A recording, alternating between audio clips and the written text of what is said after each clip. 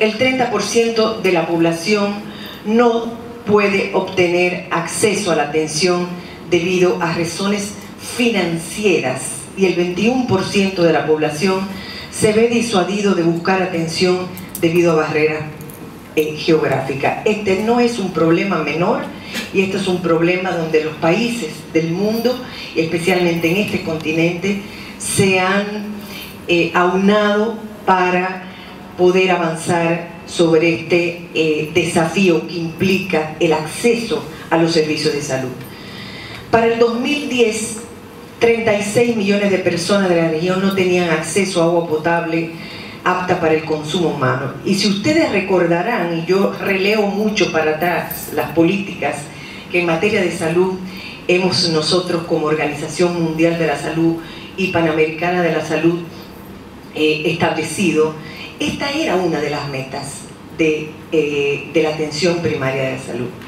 El acceso al agua potable, si no fue la primera meta, fue la segunda meta que realmente la atención primaria colocó en el año 79. Y todavía hoy, al año 2015, tenemos 36 millones de habitantes que no tienen acceso a agua potable.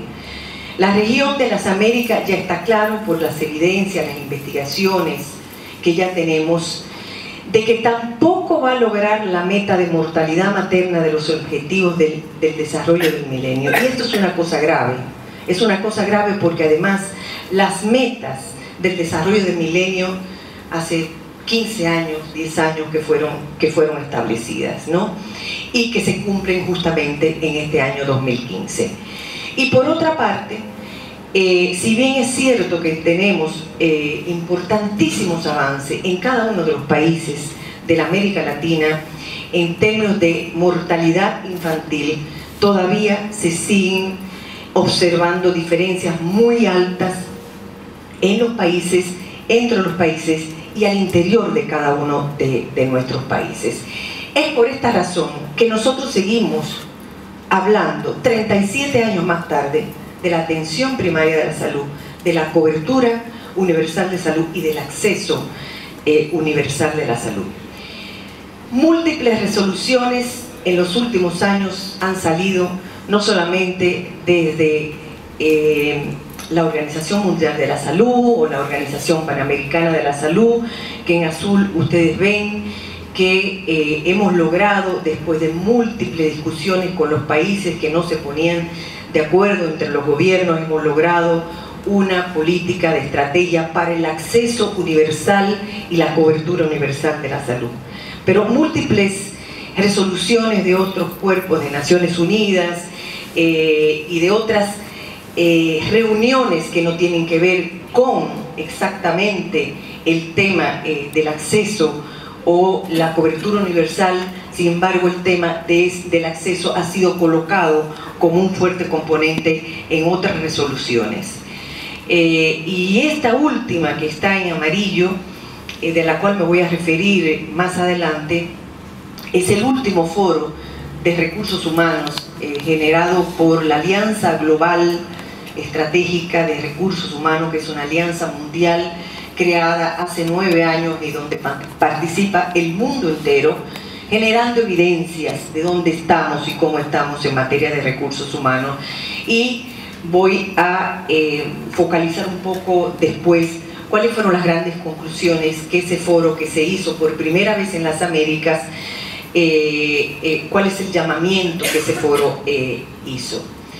Acabamos, como les decía, de tener una resolución el año pasado en el marco del Consejo Directivo de nuestra institución, que fue una estrategia, yo creo que la más discutida de las que yo he visto en mi carrera profesional dentro de la OPS, porque discutir políticamente con qué se compromete cada país es una discusión muy fuerte, y esta es una resolución que tiene que ver con financiamiento, que tiene que ver con medicamentos, que tiene que ver con el acceso a profesionales capacitados, motivados, inserto en los 3 niveles de atención que clásicamente hemos hablado históricamente.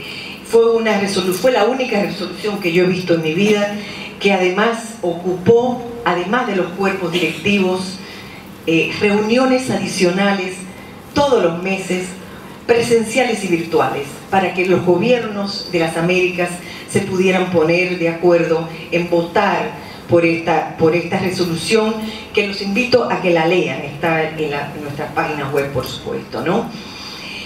Y fundamentalmente esta resolución define, que no lo había hecho la resolución de la OMS, que solo habla de cobertura universal de la salud, divide en 2 este marco. Uno es el acceso universal de la salud, definido como la ausencia de barreras de tipo geográfico, económico, sociocultural, de organización o de género, que se logra además a través de la eliminación progresiva de las barreras que impiden que todas las personas utilicen servicios integrales de salud determinados a nivel nacional y de manera equitativa.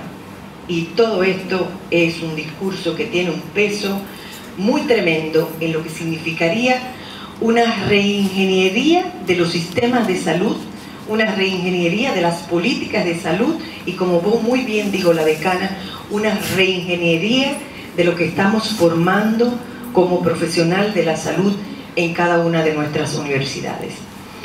Y la otra definición es la de cobertura universal de salud, que habla de la capacidad del sistema de salud en su totalidad para responder a las necesidades de la población, la disponibilidad de infraestructura, la disponibilidad de los recursos humanos, que todos los expositores anteriores hablaron de la carencia de recursos humanos en zonas alejadas, en zonas desatendidas, en zonas rurales, y de las inconveniencias que tienen esos profesionales para poderse insertar en esas zonas donde nadie quiere ir. Entonces, este es un problema gigantesco que tiene el mundo, y no solamente el mundo en vías de desarrollo, sino también el mundo desarrollado. 4 líneas estratégicas ha definido esta resolución. Nosotros estamos trabajando en este preciso momento cómo desde el marco de los recursos humanos nos acoplamos a esas grandes 4 líneas transversales de la cobertura universal, ampliar el acceso equitativo a servicios de salud integrales de calidad, centrados en las personas y las comunidades, fortalecer la rectoría y la gobernanza para justamente transformar todo lo que tenemos que transformar en este marco de la cobertura universal, aumentar el financiamiento con equidad y eficiencia, que era uno también de los temas de la atención primaria del año 79, avanzando hacia la eliminación del pago directo, porque el pago directo se convierte en una barrera para las personas. Si no tengo dinero no puedo ir a un servicio de salud porque no me van a recibir. Entonces ese es uno de las estrategias que se ha colocado muy fuertemente y que dio mucho trabajo discutir, especialmente con aquellos países que tienen un pago muy fuerte de entrada a los servicios de salud. Y fortalecer la coordinación intersectorial para abordar los determinantes sociales de la salud. La salud es un problema social, definitivamente. La enfermedad es otra cosa. La enfermedad sí está de este lado de la capacidad de resolución del equipo de salud, pero la salud no está en estas manos. Y aún la enfermedad tiene unos determinantes sociales que, si el personal de salud no los ha vivido y no los tiene en cuenta, difícilmente pueda entender qué tipo de enfermedad y por qué esa enfermedad. De manera tal que uno de los ejes prioritarios para esa transformación, reingeniería, cambio curricular, como quiera que ustedes le quieran llamar, tiene sí o sí que incorporar estos temas de determinantes sociales de la salud. Nosotros hemos tenido, y Silvina ha trabajado fuertemente en esta década una gran intensidad de trabajo en políticas internacionales en materia de recursos humanos. El llamado de acción de Toronto fue un llamado que no hicimos nosotros, la OPS, hicieron los países de la región de las Américas, incluido Canadá y Estados Unidos, donde todos juntos, en una reunión de Toronto, en un octubre muy frío en Toronto, que no quiero recordar, discutieron los países cuáles son sus 5 problemas prioritarios y comunes entre todos. Y de ese marco de discusión salieron los 5 desafíos de Toronto. 5 desafíos de Toronto que sirvieron de guía a la organización para poder establecer 2 años más tarde 20 metas relacionadas con los 5 desafíos de Toronto.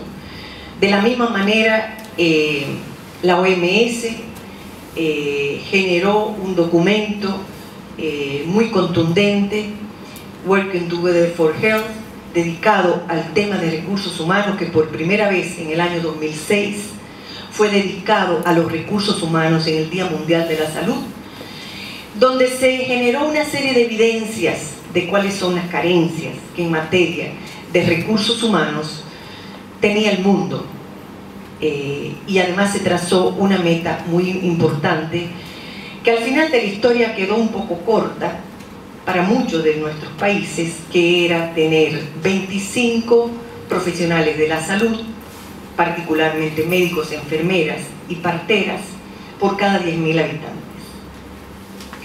Y digo que se quedó corta porque ya muchos países de las Américas tenían esa meta, habían alcanzado esa meta. Lo que no digo esa meta, que es una de las cosas que ahora estamos trabajando, es cuál era la distribución de esos recursos humanos en los países.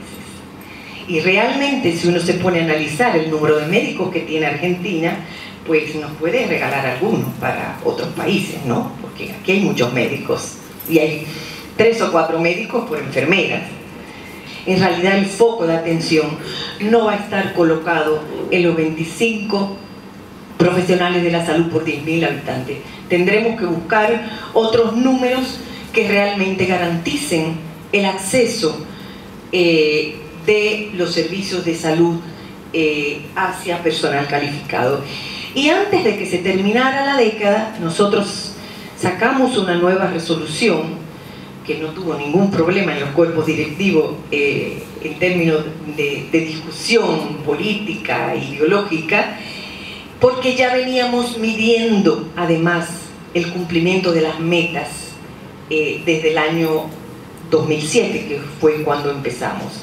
Y en realidad lo que están demostrando las mediciones en todos los países que hemos hecho mediciones de las Américas es que donde hay que basarse en este momento a trabajar es para incrementar el nivel de disponibilidad de recursos humanos en el primer nivel de atención.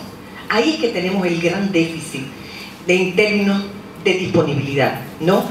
Y esta resolución, de alguna manera, es lo que intenta colocar en los Estados miembros, ¿no? Trabajar en sistemas para tener personal capacitado, especialmente con una mirada y una formación en la atención primaria de la salud. De manera que decimos concretamente de que persisten desequilibrios, brechas de disponibilidad, brechas de distribución, de composición, pero también brechas de competencias, y yo creo que aquí todos los que me han precedido han hablado de competencias, de productividad de recursos humanos que se acentúan en el primer nivel de atención. Por lo tanto, nosotros hemos hecho un llamado muy fuerte a los gobiernos para incrementar la inversión en ese primer nivel de atención y expandir el mercado de trabajo en el primer nivel de atención.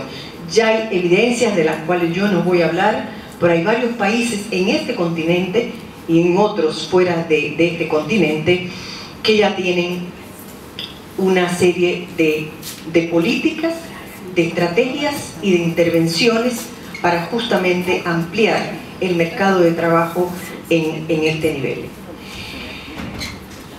no solamente la OPS y la OMS está trabajando el tema de los recursos humanos. El tema de los recursos humanos se volvió crítico a nivel mundial con las evidencias formuladas particularmente por la OMS en el año 2006 y con las metas regionales.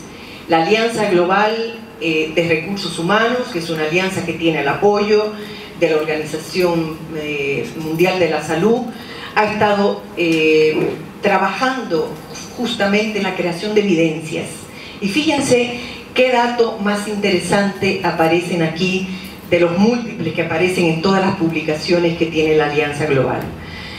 El déficit para el 2035 de trabajadores de la salud es de 12.9 millones para todo el mundo.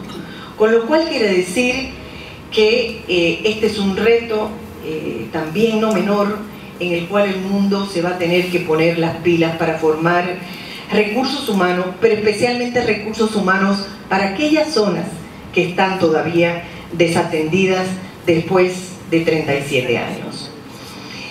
El tercer foro mundial realizado por la Alianza hace un llamamiento muy fuerte en términos de las conclusiones. Esto fue un foro en que participaron 1.600 personas de todo el mundo, con lo cual no es solamente el reflejo de lo que pensamos los latinoamericanos o los americanos, incluido pues América del Norte, por supuesto, y donde se hace un llamamiento para dar prioridad al desarrollo de la fuerza laboral de la salud a nivel de atención primaria, para mejorar la equidad en el acceso, mejorar la distribución del personal de salud y los esquemas de retención, y alguien habló esta mañana de esquemas de retención.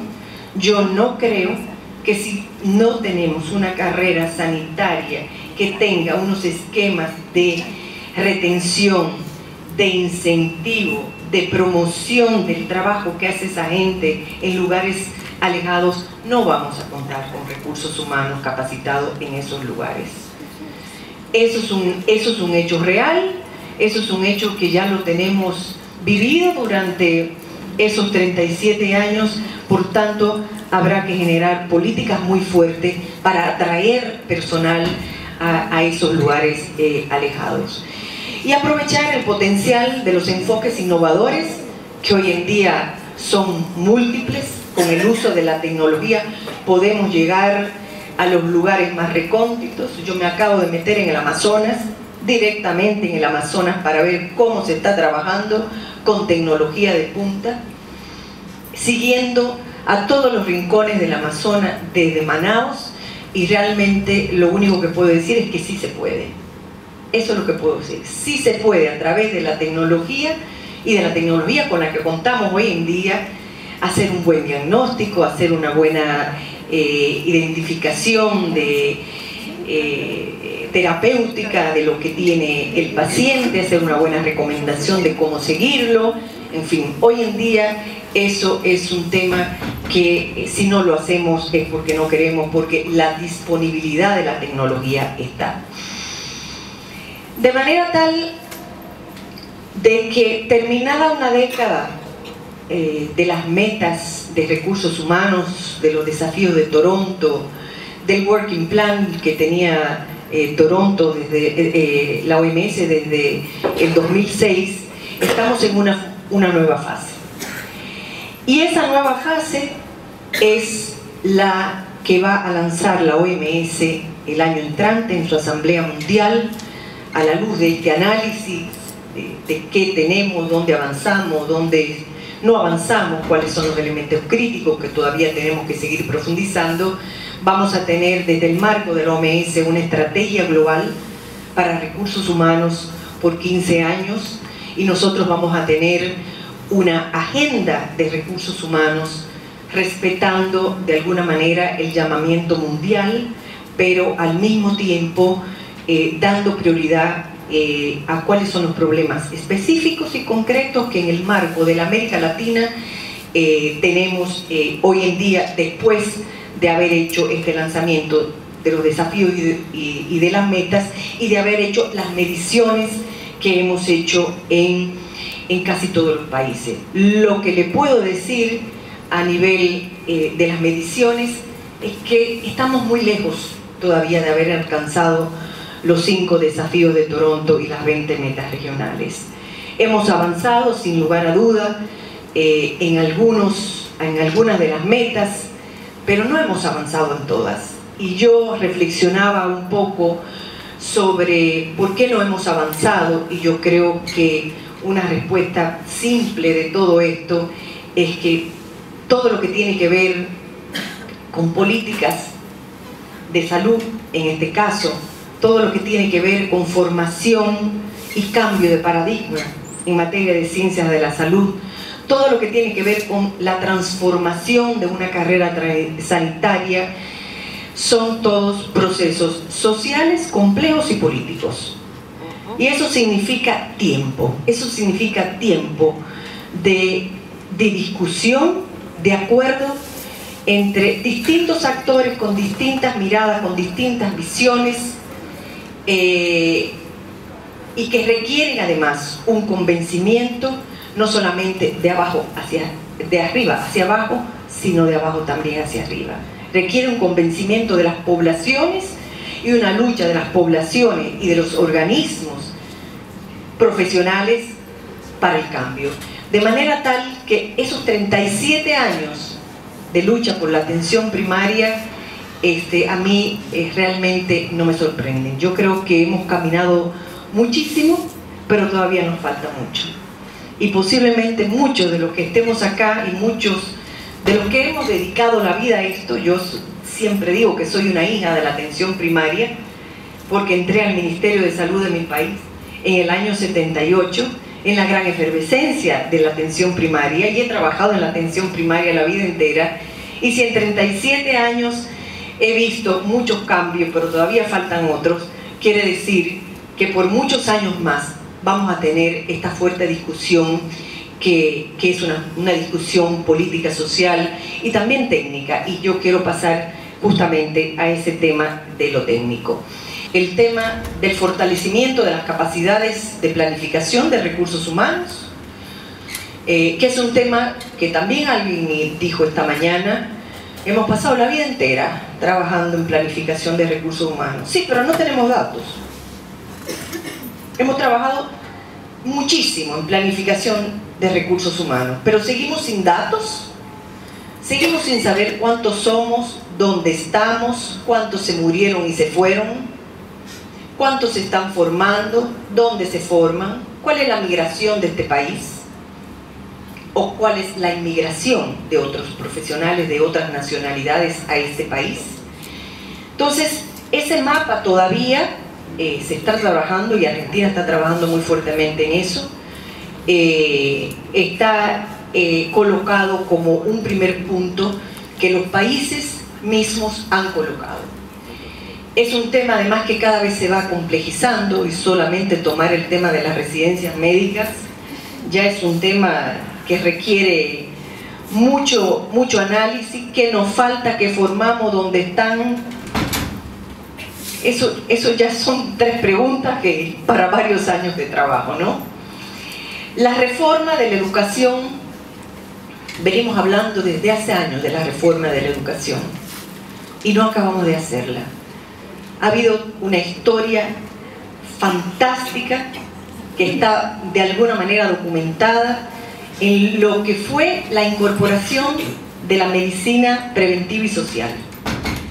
Esa sola materia constituyó 40 años de lucha, 40 años de lucha para que las facultades de ciencias de la salud pudieran incorporar una materia, o la materia de salud pública. Después se dieron 2 materias de salud pública, algunos programas tienen 3 o 4, pero eso significó una lucha gigantesca al interior de cada uno de las profesiones y de los currículos.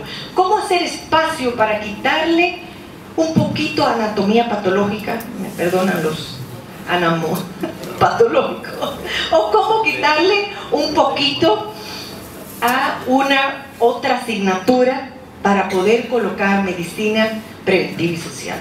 Eso no es tan fácil, porque además administrativamente nuestras facultades de ciencias de la salud están segmentadas, ¿no? Y cada uno de nosotros es dueño de un pedazo.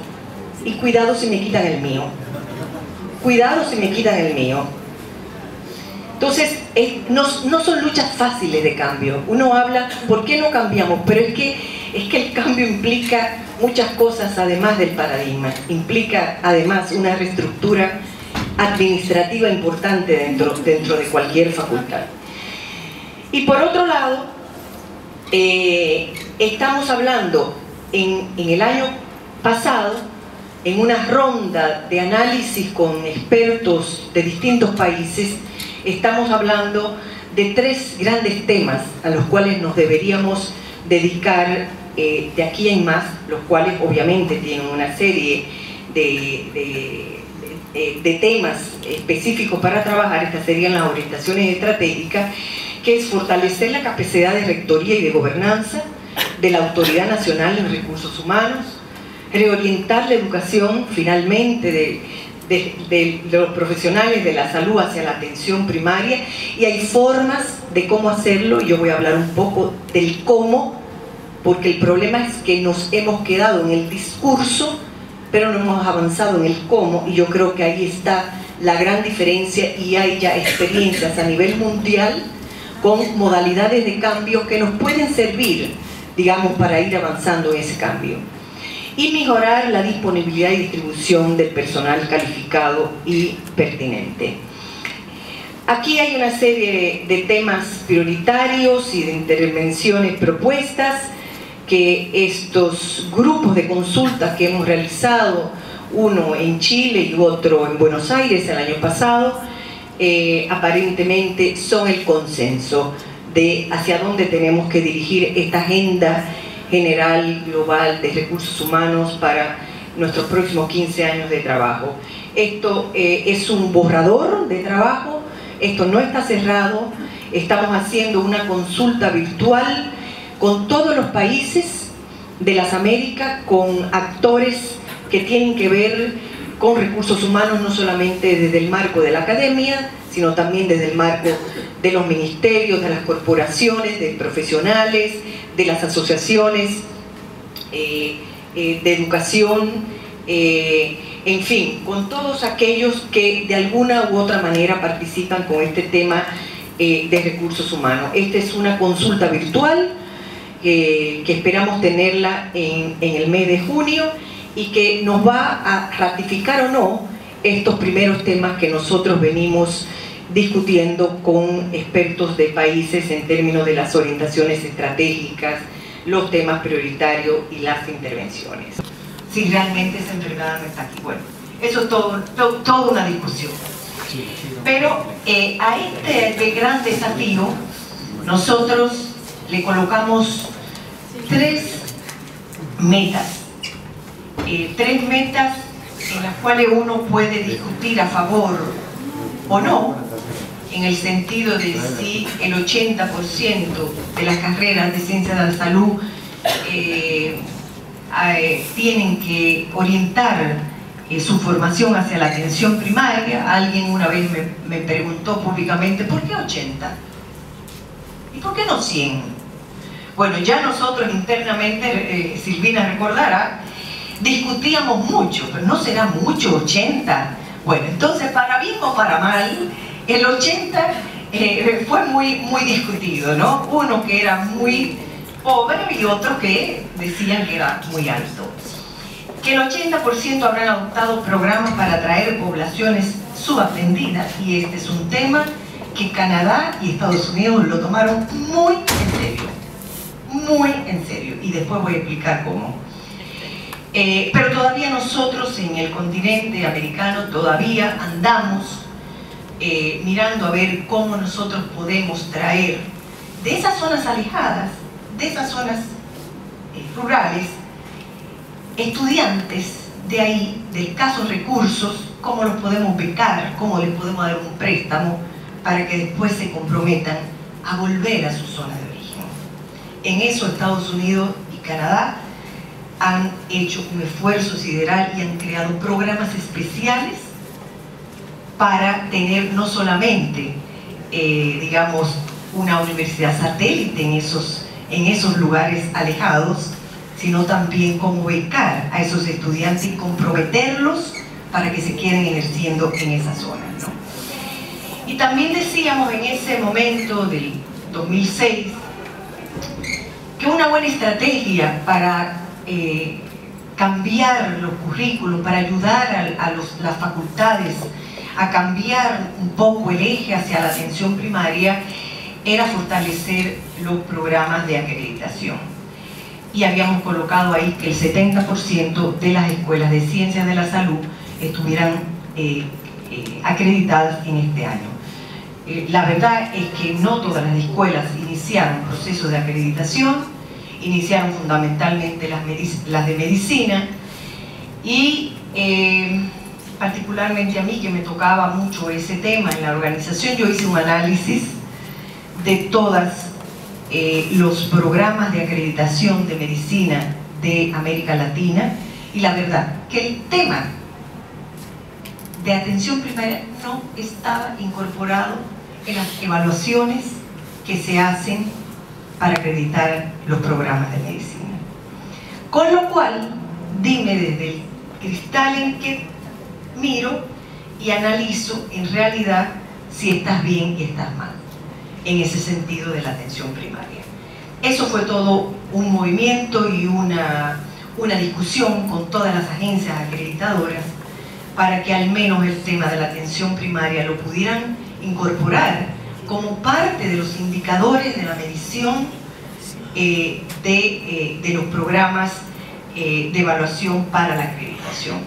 Yo pienso que falta mucho por hacer ahí, muchísimo falta por hacer ahí, y yo creo que hay que seguir insistiendo con las agencias acreditadoras de mirar ese tema de la atención primaria de la salud.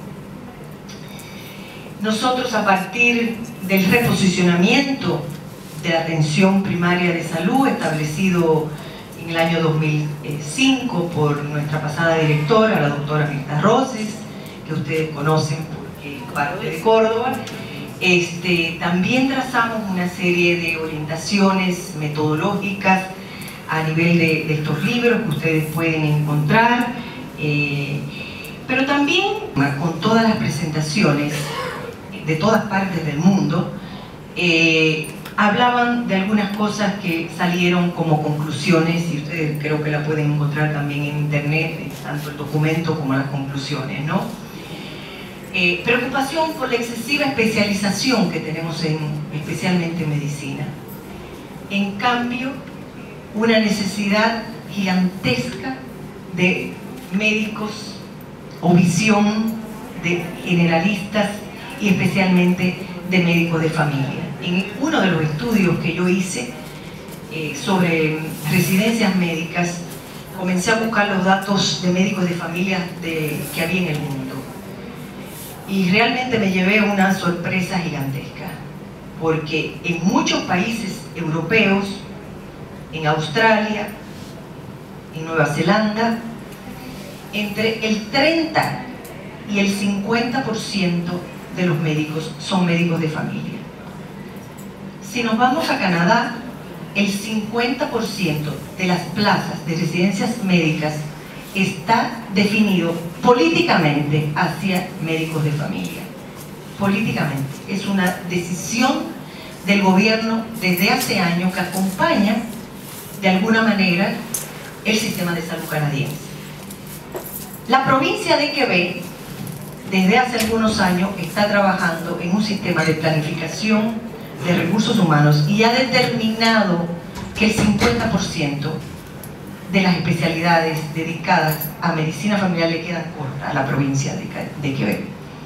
Y en ese sentido están ya programando que para el 2017 el número de plazas tiene que subir a un 57%, casi 60%. Ahora pregúntenme qué tenemos nosotros los latinoamericanos.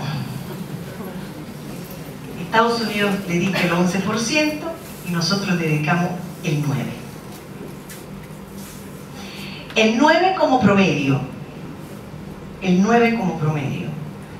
porque hay algunos países que realmente tienen el 5, que tienen el 6, y hay algunos países que rápidamente me levantan la mano y me dicen, pero nosotros tenemos más, lo que pasa es que no se llenan los cargos. Los chicos no eligen medicina familiar. La medicina familiar está desacreditada, como la atención primaria. Entonces, este es otro trabajo cultural que tenemos que hacer. ¿Y está desacreditada por qué? Esa es la pregunta que tal vez habría que hacerse. ¿Por qué está desacreditada, no? Y trabajar sobre ese descrédito. Entonces yo pienso que ese es el próximo paso que tenemos que hacer. Con la planificación de la que ya trabajé anteriormente, es decir, bueno, en la República Argentina tenemos, no sé, muchos ginecólogo, pediatra, médico internista, no sé. Es decir, buscar un equilibrio para tener muchísimos más médicos de medicina familiar. Y decir, bueno,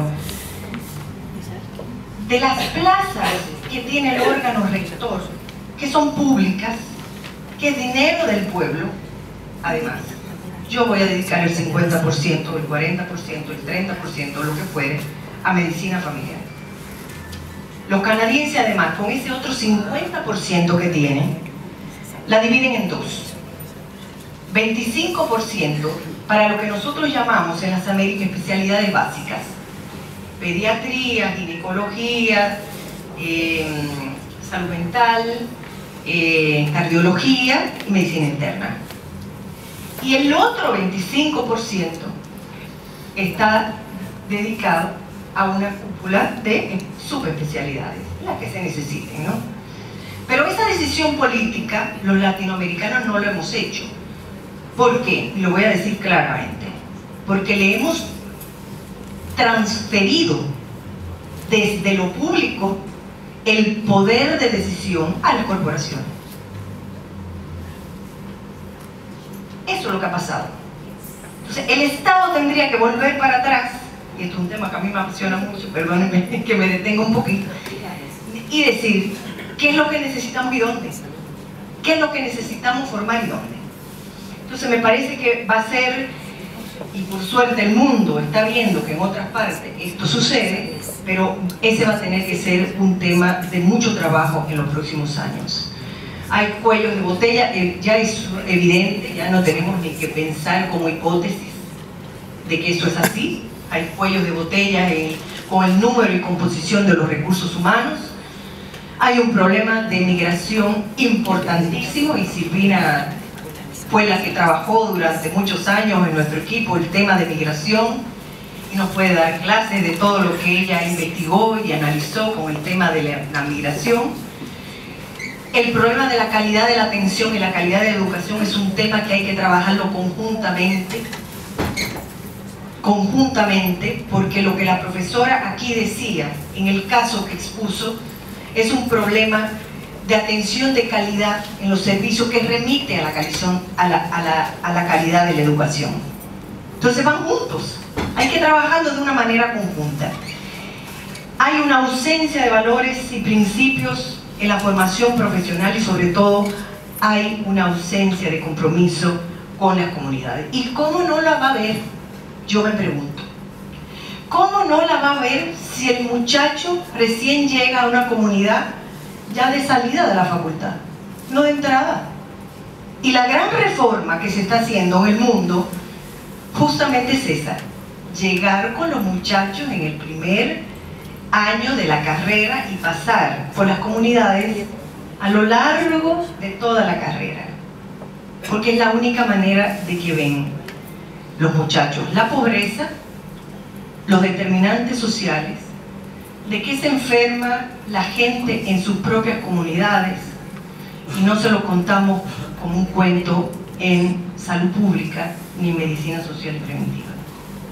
Entonces la gran reforma que se está haciendo en muchos países del mundo es algo que los norteamericanos llaman Early Immersion, la inmersión temprana de los alumnos.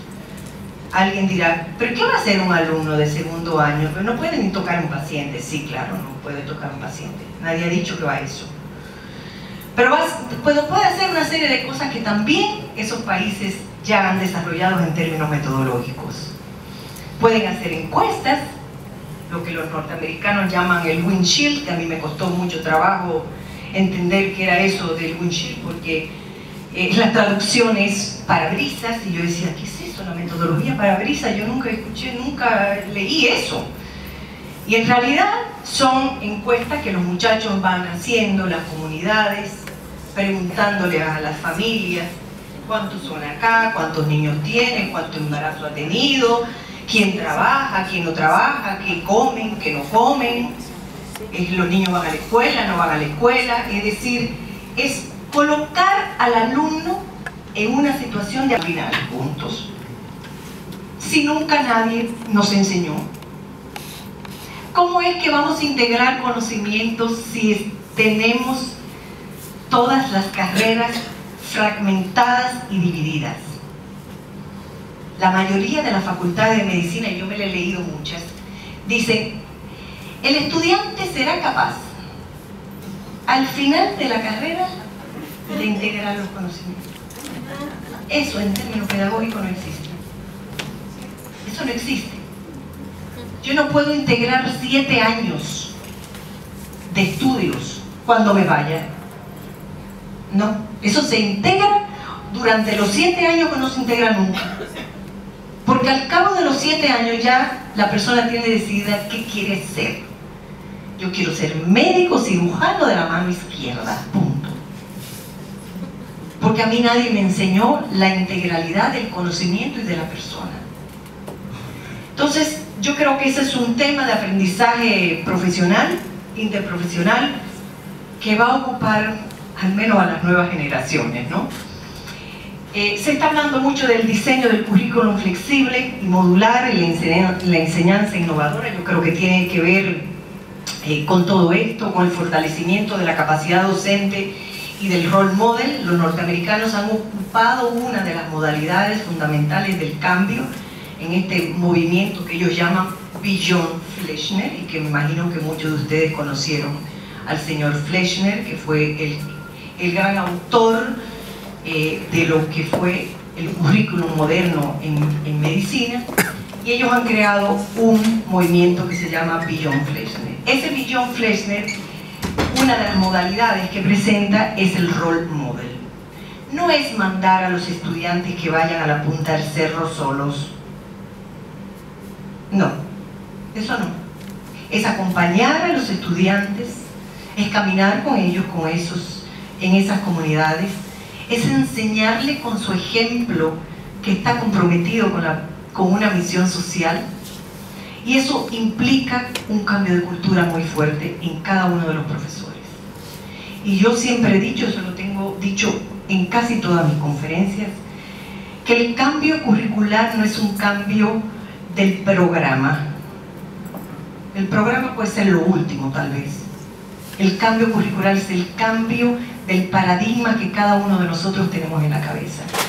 Y eso no es menor, porque eso es trabajar con toda la comunidad educativa que viene por una hora y se va, y que no está en este tipo de conferencias.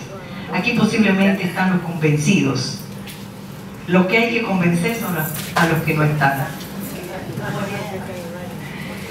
Bueno, no solamente a nivel mundial,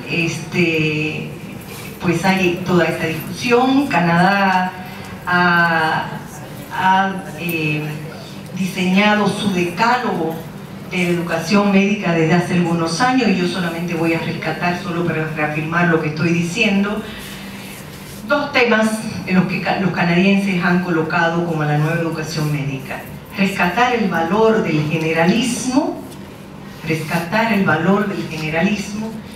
y avanzar en la práctica inter y intraprofesionales. Esos son 2 temas que yo los rescato muchísimo, porque me parece que ese es el gran cambio para mí de todo lo que tiene que ver con la educación, especialmente con la médica. Por lo tanto, esta imagen, que por sí sola habla, me parece que el gran cambio que tenemos que hacer, especialmente en medicina, es avanzar hacia otro paradigma, un paradigma que abandone esa excesiva fragmentación que tenemos, que abandone ese enfoque en lo curativo, que piense que se puede curar más allá del hospital, que se puede ver la salud más allá del hospital, y que hay una necesidad de que el alumno pase por todo el sistema de los servicios de salud, no solamente hospitalarios. Yo creo que hay lugares donde hay que ir a mirar, especialmente aquellos lugares de ancianos, ya que esta República Argentina logró llegar al nivel programado de personas adultas que se tenía planificado o previsto que íbamos a llegar en el año 2025. Argentina hace mucho tiempo que lo pasó, yo viví aquí cuando ya lo había alcanzado, de manera que ahí hay un problema serio en términos de acceso y servicios de salud. Cómo atender a nuestros adultos mayores que muchas veces no están en la casa, pero que están en centros de salud. También el centro de salud sería un buen espacio para que los estudiantes pudieran aprender qué pasa con la vejez y qué pasa con las crónicas. Y el otro paradigma, que ya lo dije, que hay que cambiar, es el trabajo individual que cada uno pues se otorga, ¿no? Hay dos, creo, pasos que nosotros vemos importantes en esta transformación. Cuando uno va a una universidad, la universidad en su totalidad tiene definido la misión social de la universidad. Y creo que el cordobazo, de alguna manera, eso fue lo que dijo en ese momento. Somos una universidad comprometida con la sociedad. El problema es que después de muchos años nos damos cuenta que la sociedad no es homogénea. Entonces, ese compromiso con la sociedad es demasiado amplio. Porque la sociedad es cruzando la calle también. Así que si estoy comprometida con los que viven cruzando la calle aquí frente a la universidad, está muy bien, ¿no? Pero los norteamericanos que están trabajando en este movimiento se han comprometido con dos cosas que a mí me parecen importantes. Uno es el compromiso con las comunidades en las cuales se inserta la escuela y particularmente con el acceso a la atención de los más necesitados. Eso hace una diferencia cuando yo digo que me comprometo con la sociedad. Yo me voy a comprometer con los más necesitados. Porque la otra parte de la sociedad tiene su seguro, tiene su atención, tiene su hospital, tiene su médico de cabecera, ¿no? Y eso está muy bien. Pero hay una parte que no tiene acceso y ya lo vimos al principio. Entonces ellos han hecho ese compromiso y han hecho el compromiso, esas universidades, que son como 16, de disminuir la escasez de médicos en zonas rurales y subatendidas. Eso en cuanto a la misión social. Por eso nosotros estamos trabajando en ese tema de misión social con las escuelas. Por otro lado,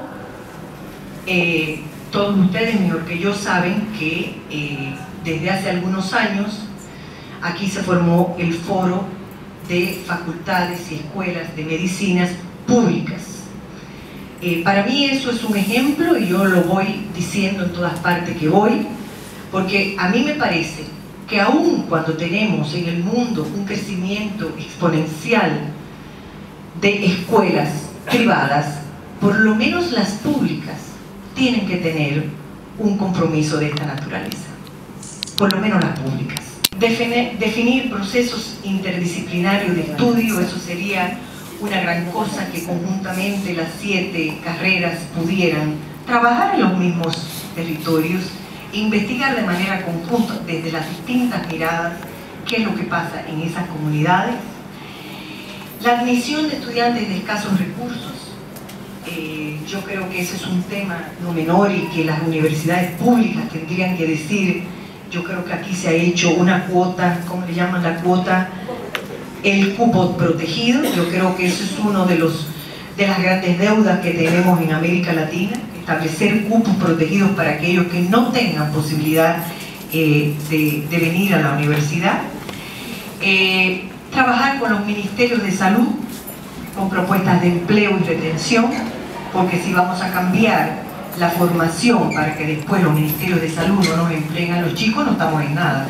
Entonces esto es un compromiso que tiene que ser acordado y firmado. Yo insisto en la firma entre ambas instituciones, ¿no?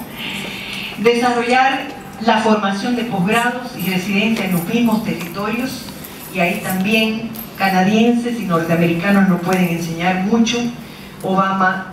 Presidente Obama en el año 2009 creó un fondo de 520 millones de dólares para desarrollar 82 residencias de medicina familiar en lugares alejados, en lugares rurales, con clínicas de atención primaria para que los estudiantes se pudieran formar ahí mismo, en esos mismos lugares.